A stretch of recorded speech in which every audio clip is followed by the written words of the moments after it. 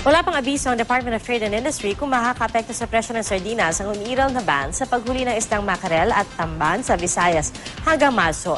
Ipinatupad ng Bureau of Fisheries and Aquatic Resources ang fishing ban dahil buntis sa mga isda ngayon at kailangan munang paramihin ang mga ito.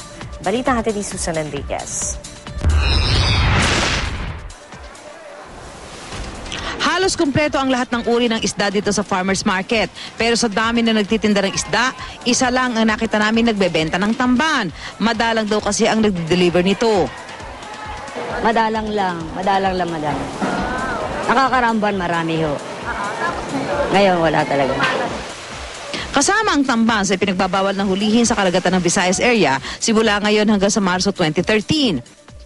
Ito pong close season, kaya po natin ginagawa ay upang paramihin po natin yung isda. Meron po kasi ma'am na tinatawag na panahon kung saan po mataas po yung percentage ng isdang nahuhuli natin ng mga buntis. Gate ng BIFAR, hindi raw makakaapekto ang fishing ban sa supply ng mga isda. Yung po namang pinagbabawal nating hulihin ay lamang pong dalawang klaseng isda na yon.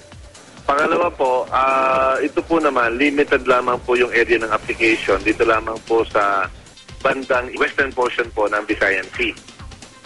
Suportado naman ng mga nagtitinda ng tamban ang pagbabawal mo ng hulihin ang nabanggit na isda. Kung wala raw kasing tamban, pwede namang ipalit ang tawilis. Marami naman ang klase isda eh. May luman, may hasa-hasa, may matambaka. Ito, hasa-hasa yun. Marami po. Wala namang problema. Ginagawang sardinas yun eh, ginagawang sardinas. Nag-iisa lang din si Rosie Agustin na nagbebenta ng mackerel na madalang rin ang delivery. May ibang isda naman daw na pwedeng ipalit dito. Basta yun ng regulation. Ano pwedeng pampalit dyan? Eh marami naman ma'am, may tambakol, may yelupin, may dalaga, may danggit. Nag-dispatch na ang BIFAR ng sasakyang pandagat sa Visayas area para ipatupad ang fishing ban. May katapat na parusa ang mahuhuling lalabag sa fishing ban. May parusa po ito na multa na hanggang 2,000 at pagkakulong po na hanggang 2 taon.